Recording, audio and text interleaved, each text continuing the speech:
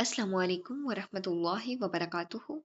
Rabbi इश्रह ली सदरी वयस्सिर ली अमरी वहलुल उक़दतम मिन लिसानी यफ़क़हू क़ौली। अल्हम्दुलिल्लाहि रब्बिल आलमीन। आयत नंबर 101। वलक़द आतैना मूसा तिस्अ आयातिन बय्यिनातिन फस्अल बनी इस्राईल इज़ जाअहुम फ़िरऔन इन्नी लअज़ुन्नुक या मूसा मस्हूरा। हमने मूसा को 9 मुजज़े बिल्कुल साफ साफ अता फरमाए। तो खुद ही बनी इसराइल से पूछ ले कि जब वो इनके पास पहुंचे तो फिरौन बोला कि ए मूसा, मेरे ख्याल में तो तुझ पर जादू कर दिया गया है। अल्लाह रब्बुल आलमीन फरमाते हैं कि जब मूसा अलैहिस्सलाम को बनी इसराइल की तरफ 9 वाज़िया मोजज़ात अता किए गए जो हक की खुली दलील थे। इब्न कसीर रहमतुल्लाह अलैहि के मुताबिक ये मोजज़ात आसा, यद बैज़ा यानी चमकता हुआ हाथ, टिड्डी, जुएं, मेंढक, खून, कहत, फलों की कमी वगैरह फिरौन और इसकी कौम के लिए तंबिया थे। मगर तकब्बुर ने इन्हें इनकार पर कायम रखा। फिरौन ने हकीकत जानने के बावजूद हज़रत मूसा अलैहिस्सलाम पर जादू का इल्जाम लगाया, जो जिद और हठ धर्मी की अलामत है। यह आयत बताती है कि दिल की बीमारी इंसान को रोशन निशानियों के बावजूद अंधा कर देती है। इसी माना की तायद नबी सल्लल्लाहु अलैहि वसल्लम के फरमान से होती है। तकब्बुर हक को जुटलाने और लोगों को हकीर समझने का नाम है। ये सही मुस्लिम की रवायत है। आयत इबरत दिलाती है कि हक वाज़िया हो तो इनकार अंजाम बद तक ले जाता है। आयत नंबर 102। قال لقد علمت ما أنزل هؤلاء إلا رب السماوات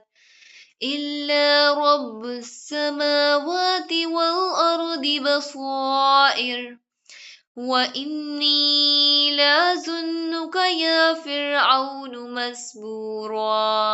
मूसा ने जवाब दिया कि ये तो तुझे इल्म हो चुका है कि आसमानों ज़मीन के परवरदिगार ही ने ये मोजज़े दिखाने समझाने को नाजिल फरमाए हैं। ए फ़िरौन, मैं तो समझ रहा हूँ कि तू यकीनन बर्बाद और हलाक किया गया है।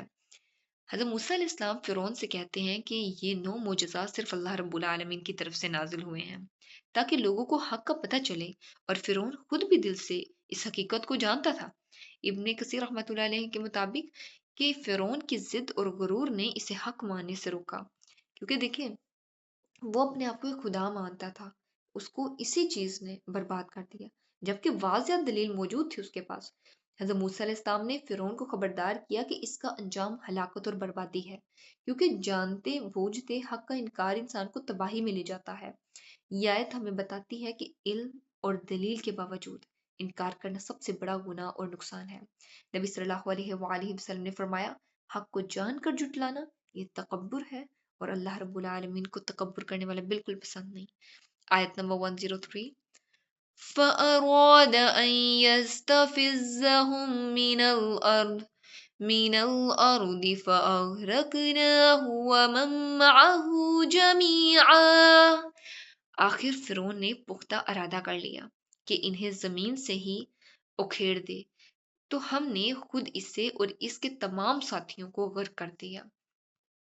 अल्लाह ताला फरमाते हैं कि फिरौन ने बनी इसराइल को जमीन से हटाने का पुख्ता इरादा कर लिया और अपने गुरूर और तकब्बुर में इन्हें नुकसान पहुंचाने का मंसूबा बनाया।